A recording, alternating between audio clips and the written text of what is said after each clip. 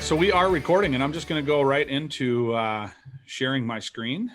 And this will be, as I explain it, and if you guys have been using it a little bit already as well, then we'll kind of, and feel free, Ben and Adam, if you guys want to, this is for you guys. So if you raise a hand or just cut me off and say, well, hey, what about this? What about that? Because that's, common questions come up, and we'll definitely work through some solutions and make sure that questions get answered. Fair enough? Awesome. Thank you, Matt. All right.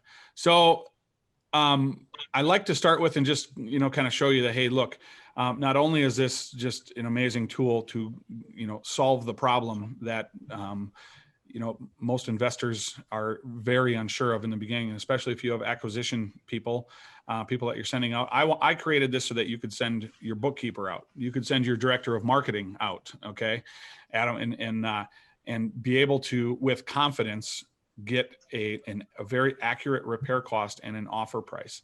And so there's some work that you're going to do on your end as well with that. But we've discussed and have got lots of talking points about, two things you can't ever screw up in any deal. And it's just what we were just talking about, Ben. You calculating ARV correctly, and then also your repair cost. And so ARV, there's multiple ways to do that, but when it comes to repair costs, nobody has really solved that problem until now. Everybody wants you to input your own values, and that's the part where, you can spend years doing that. And then also, how do you get your contractor to trust those? How do you even get, if you're wholesaling it, or wholetailing it, how do you get your next investor to trust you? How do you get your private money lender, to believe you, especially if it's, if you're newer in this. So that's what we want to do. But I also want to bring attention to the fact that this is a powerful tool, man, as far as sales goes. Okay. If you're representing yourself in your area as a professional home buyer, right? And not just another investor that's going to show up with a yellow pad of paper at the door and walk away and say, yeah, don't worry, I'll work the numbers and get back to you.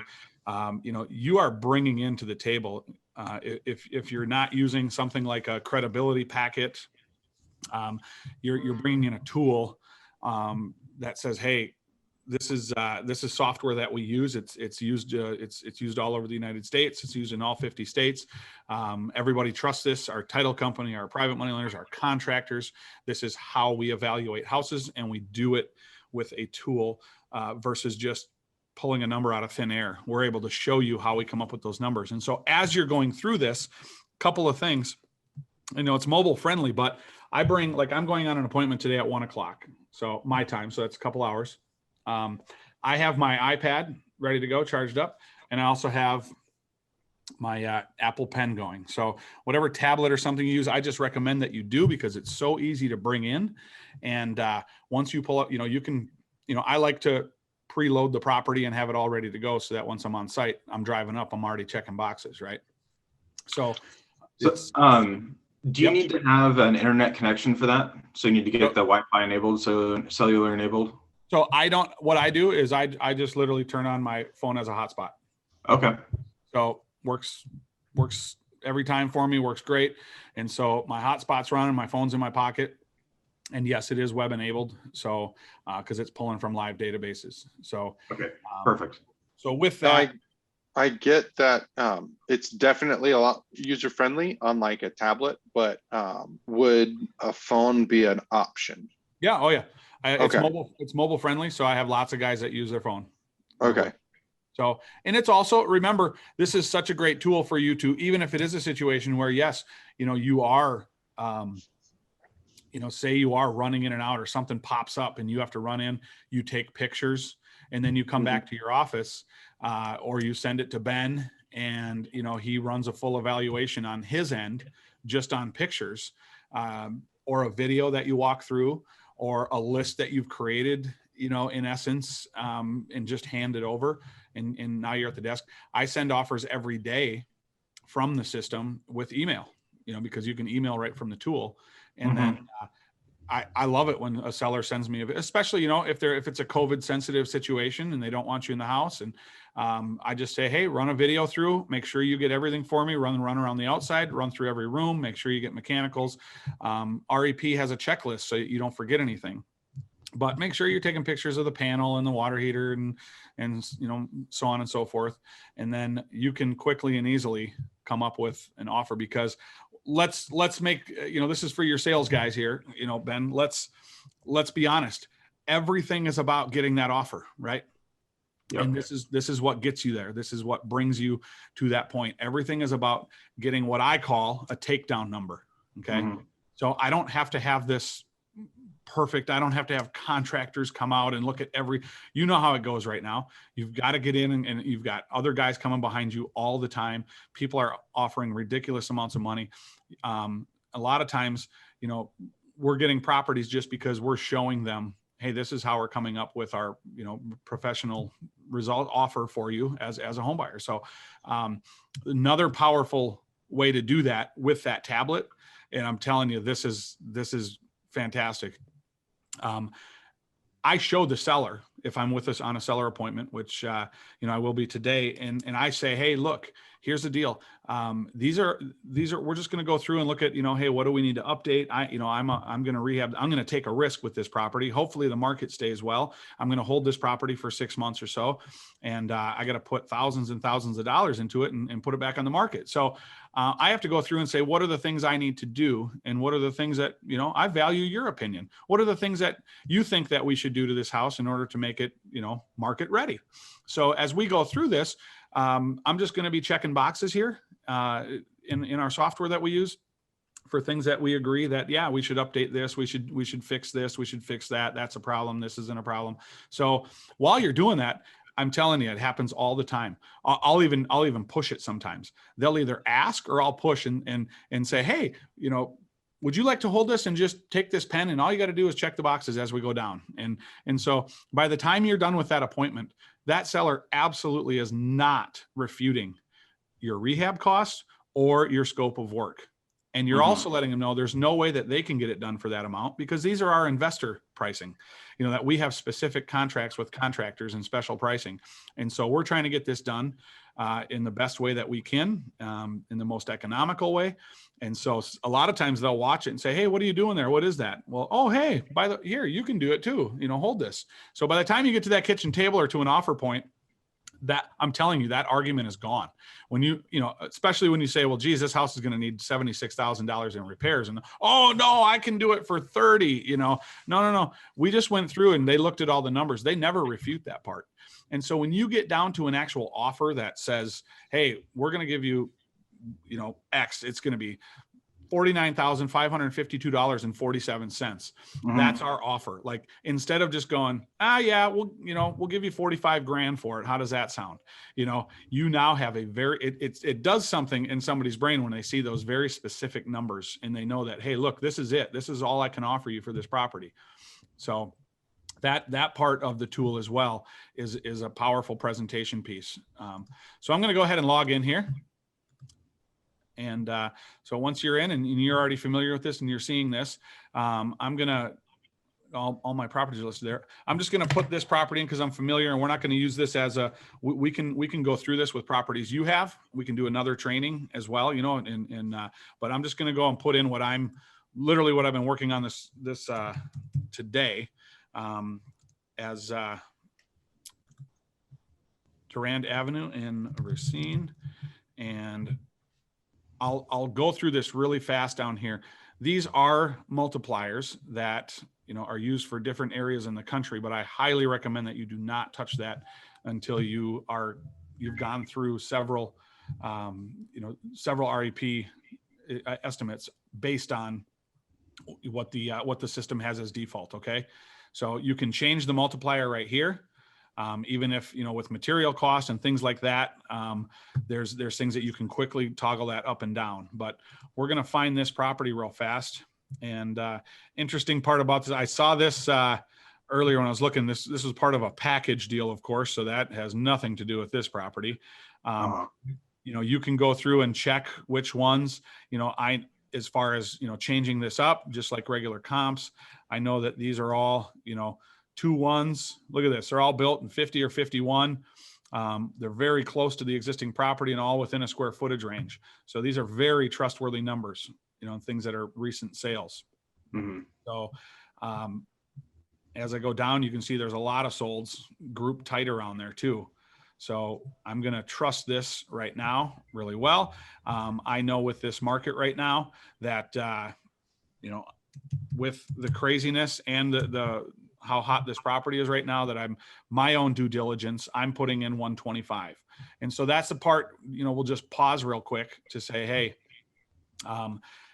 when you're, you know, we've also got a square footage, you know, price on a square foot, dollar per square foot, and then also the average solds there as well. But like we were kind of talking earlier, Ben, this is something that, you know, you want to look at multiple ways, especially starting out. So we are buying this data now. So it's not just a Zillow API that we're using that's free. So I would highly recommend, you know, throw the property in Zillow. They are getting rid of their Zestimate.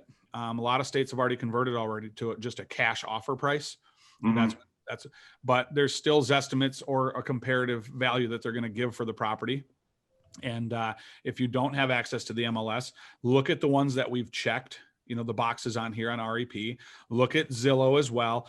Take the properties we looked at here and drop it into Zillow and look at the pictures, you know. Yeah. There's, you know, you have to put in the time at the front end to just to really understand, okay, what is that ARV I'm going to use, instead of just, you know, blindly going into it and saying, well, that's the number, you know, that we're using. That part you do have to put the time in, right? And so like you and I were talking about getting into pole barns and things of that nature, and acreage, you know, those are things that aren't common unless you're in a rural area. And so, you know, that's going to take a little extra time, you know, to really determine value. And I have no problem, especially when you're in the business long enough and you know plenty of agents in the area. You got to pick up the phone. Okay. It's easy. Call an investor, call somebody on Zillow you find that's, you know, got one of the properties that just sold in the area, and say, hey, you know, I'm looking at this property. What do you think the value of a barn is, you know, out there that's, you know, fairly new? And, you know, what does that add to the value? That's an easy call that, you know, realtors answer their phone, right? 24/7 typically. So if you're connecting with them and creating a relationship, or if you already have one, ask the questions, you know, get some good feedback on some of the stuff that's more difficult. Okay. Yeah. So here we go. We've got the property, pulls up here. Here's the ARVs, square footage. And so 3 tabs I want you to use right now: exterior, interior, miscellaneous mechanicals. We'll get into others. I'll show that to you, but I don't necessarily want you using that yet until you've mastered, you know, these 3, knowing that you're there without a tape measure to get a takedown number and a number that everybody can trust. Okay. So what this is going to do is give you a checklist also. So you're not going to miss anything while you're pulling up to the house and you're looking at the exterior. Okay. And then also getting in the house, it's going to force you to look at these things so that you don't miss them. You don't walk away going, oh my gosh, I forgot to look at the electrical panel, you know? So as we pull up, you know, we can see things like, oh yeah, we definitely need to do the roof. You know, you can see that it's already calculating a number for us. Whether there's exterior paint or vinyl siding, you know, this house, I'm going to have 11 windows that are going in there. There's no gutters, no siding in the garage, but I am going to do a 2-car garage door with opener that's going to go on there. I always check, it adds $1,000, but I always check the light landscaping and cleanup, because, you know, everybody forgets about, you know, you get to the end of the project, you run out of money and you're bringing a rake and some a bag of wood chips, right? And trying to clean things up. So and then I'm putting 1 exterior door on here as well. As you can see, it's calculating already a total at the bottom for us. We're going to go to the top and we're going to hit interior. We're definitely, I mean, almost every house. And again, I don't care about anything except the fact that, yes, we're painting the interior right now. Okay. So that comes up with a solid number. I'll show you the scope later and show you what that includes. But same thing with flooring. We are not getting lost in the weeds here in this house and measuring floors and determining what needs hardwood refinished and what needs ceramic tile in the bathroom or carpet in the bedrooms. We're just hitting the button and moving on. Okay. Fair enough. Same thing. If this is a small house, if I'm going to do a low end kitchen and low end appliance set, and I'm going to hit that 1 full bathroom that we're going to rehab. It doesn't need any millwork, framing repairs, drywall. What is the millwork, encasing, millwork, base and shoe? Okay, so I separate those because, a lot of times, 99% of the time, we're getting into a house and we're going to take the existing millwork that's there, trim, base, doors, and paint it, put some Bondo on the doors, sand them down real good, caulk all the casing to the jams, make it look pretty, and then spray it all. Okay. So if you're getting into a house where you're tearing all that out, now you're going to need to make sure, hey, look, doors and casing is separate just because, if you're doing that, a lot of times the base is something that, we can save, but if you want to upgrade those doors, then we're going to just do all the doors and casing versus all base and shoe. Okay. Okay. So, and then one of the other things on my meeting with Scott, he's like, well, if you're going to do, because I was talking to him about this large rural property. I'm like, this thing's going to sell in the $800,000 range. This is not a medium or low grade house. Yep. For a full luxury kitchen, like what if the kitchen's enormous? Like, how do you measure if the kitchen's big? He's like, well, essentially, if you think the kitchen's bigger than a normal size kitchen, adjust the percent. Is it 125%? Is it 150%? I wanted to get your thoughts on that. No, that's a great. I mean, and you've already answered the question too. If I'm in a house, and again, I've been a GC for over 25 years. So if I'm in a house, and the same thing, if I hit a high-end kitchen and it's at 10,000 and I already know, like, oh, wow, this thing is gorgeous, it's a huge U shape with an island. And I just go, oh yeah, we are definitely in this for, this is a 30,000. I'm just going to toggle that up 300%. Okay. Based on the fact that, yes, that's what this is. Or here's the other thing. If I'm in an $800,000 house, which is not typical for what I'm, normally doing on a daily basis, and we're in the Midwest and we're doing typical 3-2s with 1,500 to 1,800 square feet, and they're $220,000 houses. And all of a sudden I'm looking at an 800,000 house. Well, I'll go into the front end that we saw for that multiplier, and I'll just put everything at a 1.3. Oh, really? Okay. And so then now I know, because here's the thing. And we just did this for a company in Georgia where they're looking at some of these higher end. They got into this one neighborhood, and if you can, if you're talking to a motivated seller in a house that size, that's great. Okay. Because they're not talking to a traditional listing agent, to sell this house, even though it is a premium property. But if that's the case, I know that those finishes in that house are also going to be upgraded for everything. So every time I hit a button, I want to make sure that I'm attaching a premium to that, because I'm going to have higher end contractors. I'm not going to have Chuck in the truck that's going to do my rental property, in this $800,000 house, right? Okay. Pulling out the orange Home Depot level out of his station wagon. This is going to be a guy that I can trust as a project manager or GC that is going to run this project and do it well. But great point, man. Toggling, that's what that percentage there is for. When you get better and better at this and you look at it, or say it comes back to you and you look at it and go, oh man, we need to add a little bit for this kitchen or this bath, then you just adjust that number up quick or down, even. So, say you only want to do the countertops and not the kitchen. Instead of going back in and calculating square footage of the countertops because you're there to get an offer, I might just reduce the price in half to say, well, let's just cut this price in half for the kitchen because we're not going to do the cabinets. We're just going to do the counters, sink, new faucet, backsplash, and that's it. Okay. Fair enough? Yeah, actually, I was talking with Scott about that as well, because this $800,000 home, it has a new 200 amp fuse box. However, the guy wired we had a huge ice storm out here. He self-wired a generator into his fuse box. So the thing's in pieces in the wall. I'm like, well, we don't need a new fuse box. We need an electrician though. So I'll just cut that price in half because we still need an electrician to come out, but it's not going to be a new fuse box. Yep. And that's great, man. And I'll show you another area too that you can do that in without, because you're right. You have to get a price in there for the electrician. So at that point, you can't just ignore it. You got to put it somewhere. You just want to make sure. And that's a great way to do it, man. You're already using the tool the same way I do when I'm walking a house for the first time. So, so if you're going to be putting a, 80%er or high efficiency furnace, heat pump boiler, we don't do a lot of that in my area, but East Coast for sure. AC as well. If I'm not doing a furnace, I'll typically hit this. Hey, look, it's a $200 or $180 inspection from my HVAC guy to come in and just look at the furnace and give me a good bill of health to say, hey, this is good. So plumbing, I'm already doing the kitchen and the bath.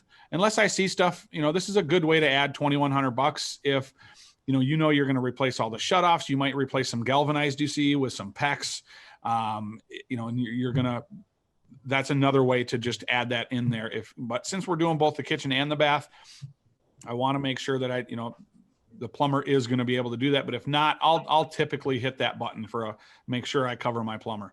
So okay. We're not going to replumb the hole. We don't need a water heater. Electrical, this is another, if I'm replacing all the fixtures in the ceiling and on the wall, sconces, and then all of the receptacles and switches are going white, then that is going to cover the cost of labor and materials as well for the electrician to go through the house. Mm-hmm. So, and then you did, like you say, hey, look, if I just want to go here and go 50% on that, just to get him to come clean this all up and make sure it's good, I want to make sure my electrician's covered. But yep. I've got him in here already. I'm going to try to negotiate with him to say, look, I've already got $2,600 in here for you. I need you to fix this panel too. So, yeah. And that comes on the back end as well. So, yeah. So I'm always typically we've got labor in there for our clean out guy as demo. In most houses, I'm going to put at least one dumpster.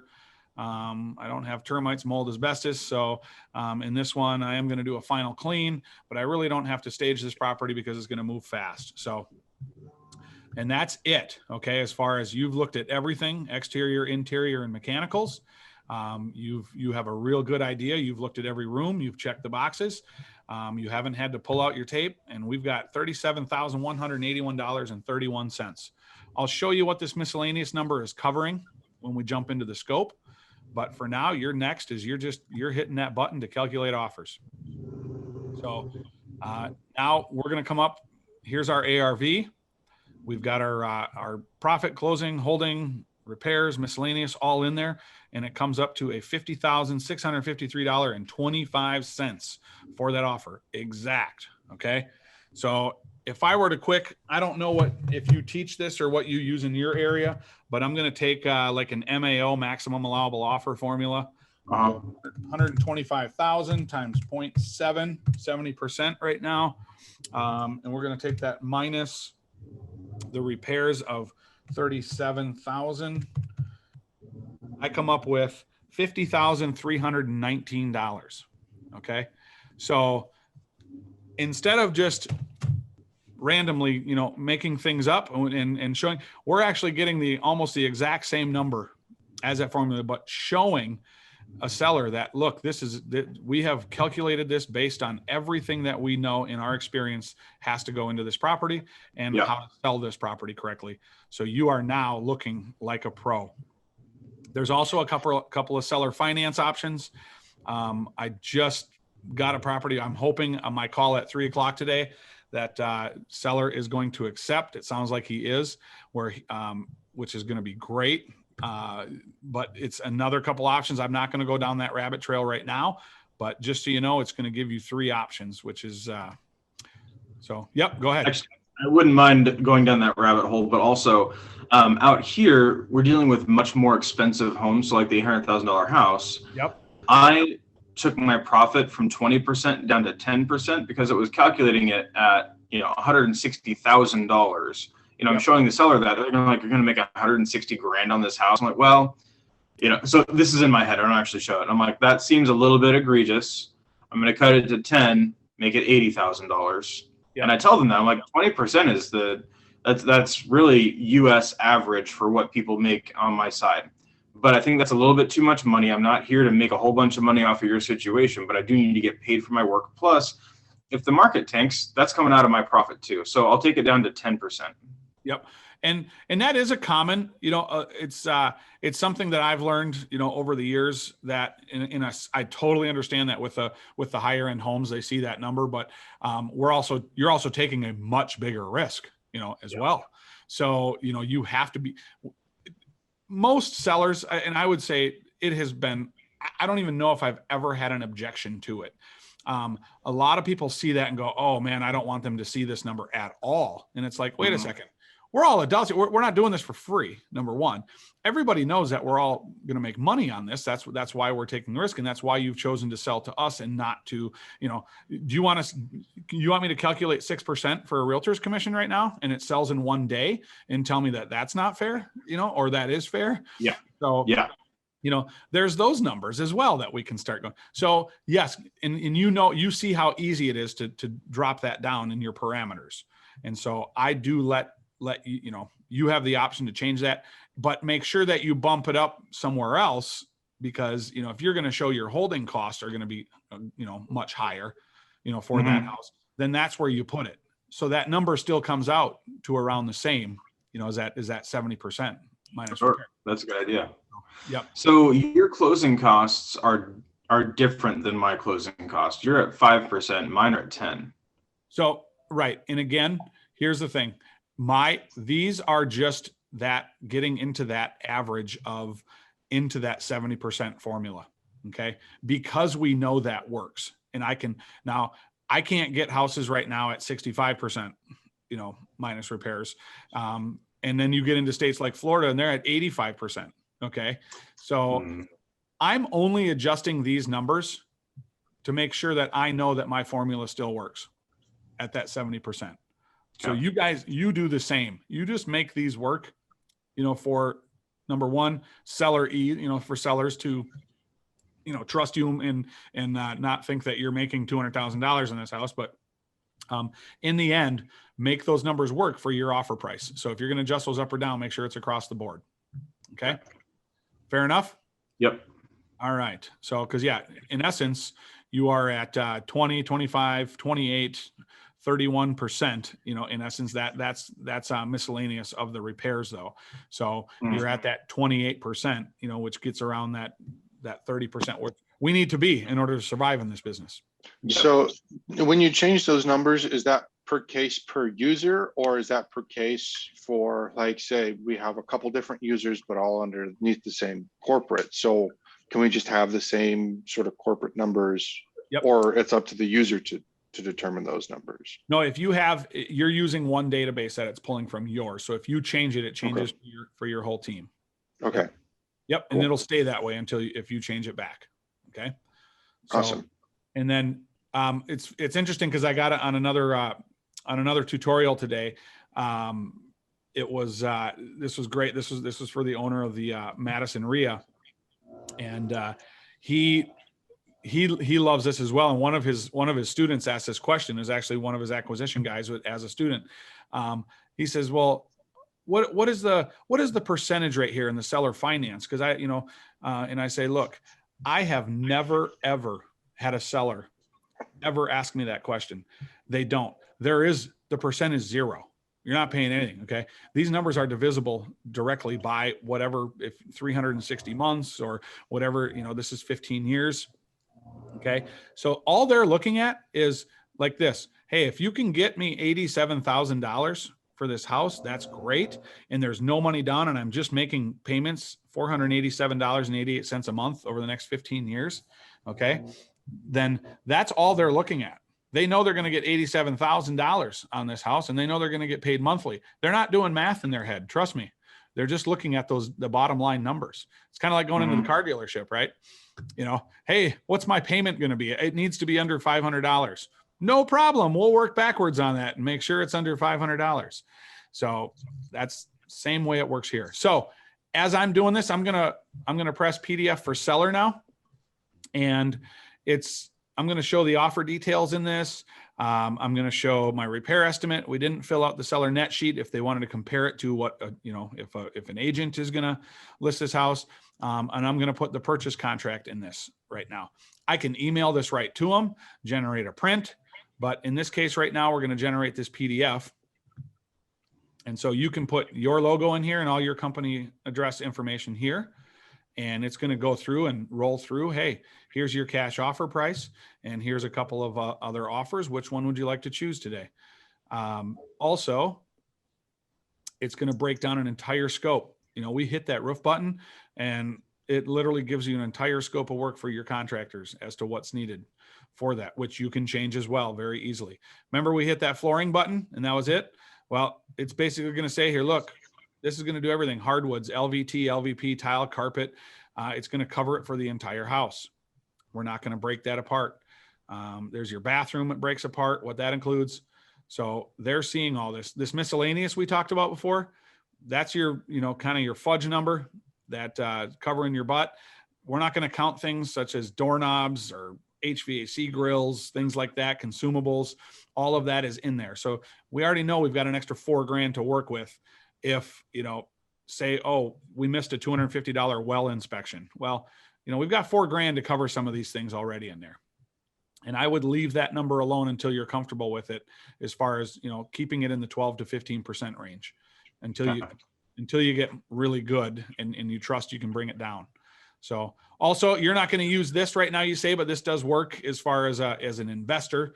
It's a one-page contract I've spent about $13,000 on with attorneys. If you're using Oregon specific contracts, I get that. We do, if you're interested, Ben, we will put it on the list. If you want to put your contract in there, we can replace that for you on a to customize it for you. Awesome. That's great. Okay. We can tell that I do have a waiting list right now, just because we've got several that we're doing, because it does take some work to do that. But if we do that, then it'll be your contract that shows, and you can already preload all of your, say you have certain contingencies, that you want, that you put in there. Those will all be preloaded, for you. So, okay. Perfect. All right. And so that's the basic rundown of, hey, we're 42 minutes in already, but that is, hey, you're pulling a property, you're evaluating some of those numbers, doing a little bit more due diligence on that to firm that up. Maybe they call you just to make sure that they feel comfortable with that ARV, and then bang, you're checking boxes and coming up with that cash price, that offer. There are other things, that we can do some more training on later with cash on cash return, getting a number for a rental, because we're going to make sure we get taxes, insurance, property management, vacancy rates, all those, and your repair costs will go in there, as well as a wholesale calculator where you're going to make sure you have your wholesale fee in there as well. But those are all things that I haven't. Where did you go to get that information? I didn't see. So if you come down under calculate offers, go to other. Okay. Okay. Because it's also a full seller net sheet, where if you want to go in and put, hey, this is where we're going to start putting in the mortgage principal, payment, taxes, insurance, electric, pull monthly expenses, selling expenses. You're going to see we've got 6% commission in there, closing costs. See, those are already at 10% here. Okay. And then holding at 3, look at total selling cost, 23,000. Those are things that we're able to show.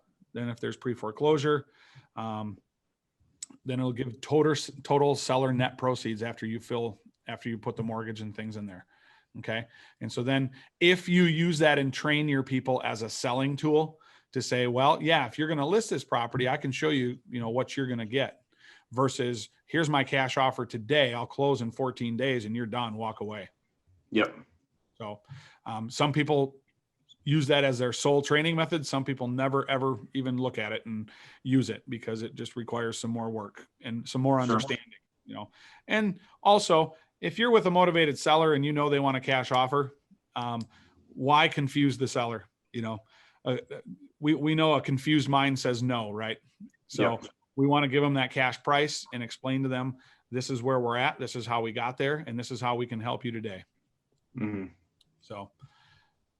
So that is it in a nutshell. I'll just really quick go and show you, hey, as you get a little more savvy with this and sophisticated, or say you're in a rental property, or say you come into a house that doesn't need a lot of work and they're still looking for an offer, and you want to get down to the real nitty gritty, like, man, we need to replace 14 feet of soffit.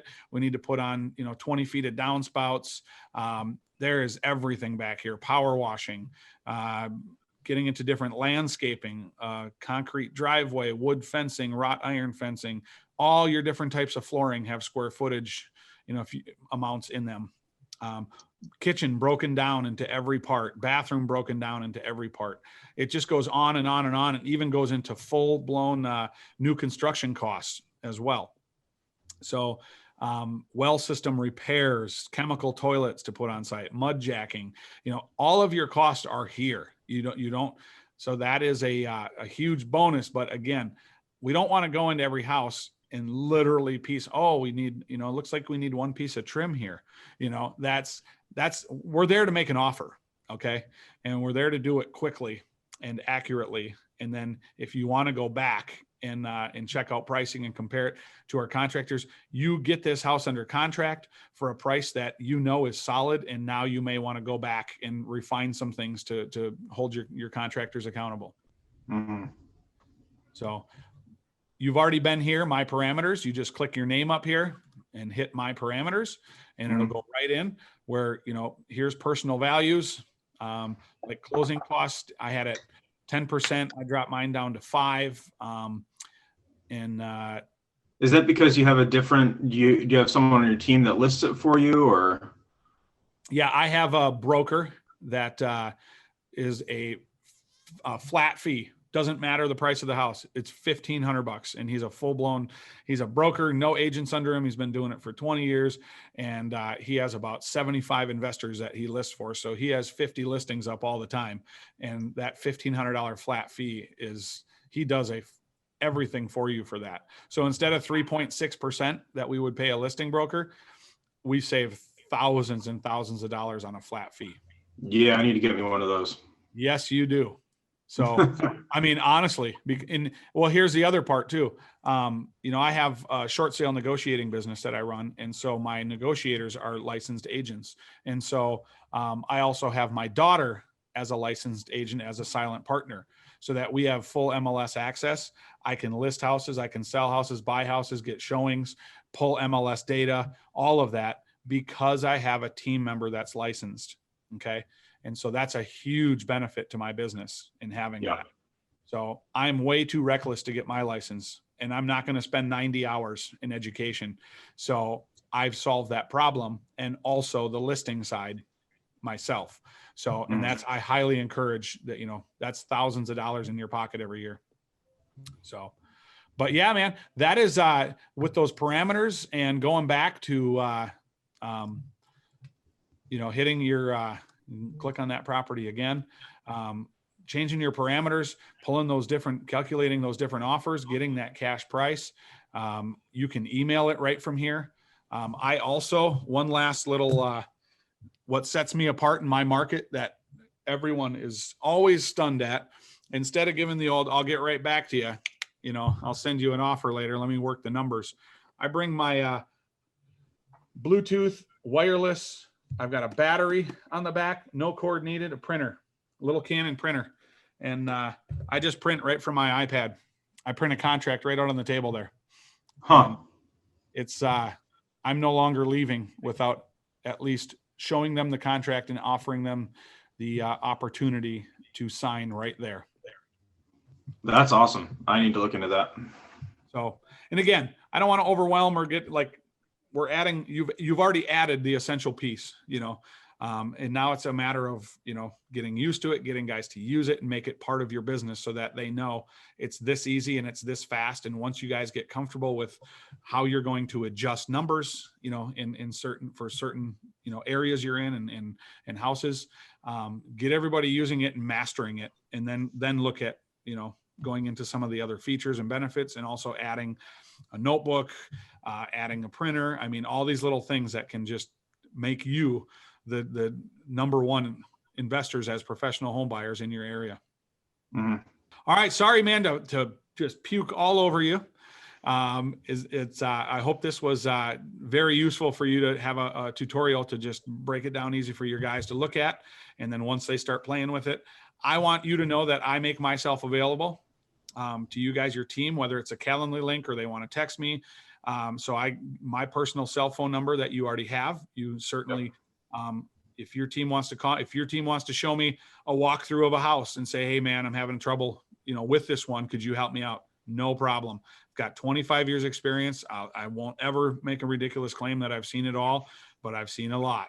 So also there's a private Facebook group that you guys are all able to get into now that you'll see through an email.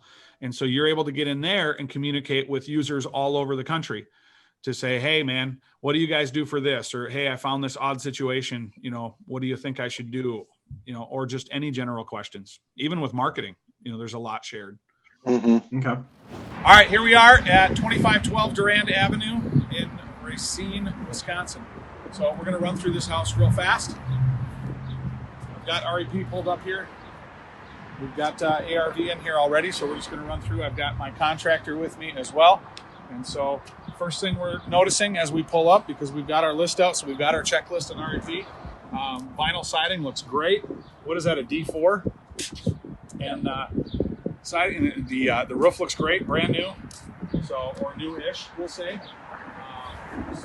Storm door and front door look fine. Porch is good. Landscaping is good.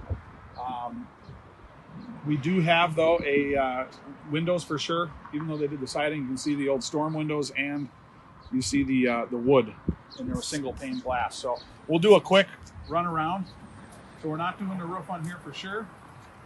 We're not even doing any painting on the exterior, but windows, we definitely have to add what we're doing. So I saw 2 on the front, 2 on the side.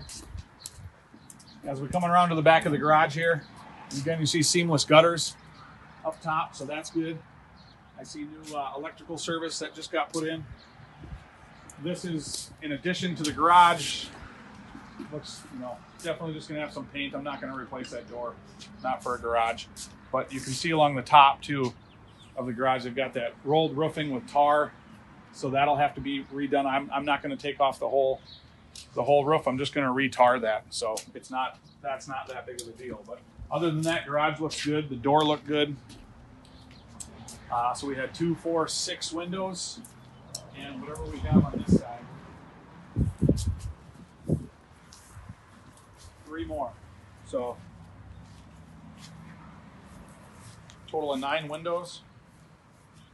And really, I mean, would you replace any of these exterior doors? No. Okay. So real clean exterior. So that is fantastic, because that's really all we have. So we're going to go right into the interior. This house is super clean. That's the first thing I noticed. It's definitely a grandma house. We love grandma houses because there's not a lot of work to do. What would you do in this kitchen?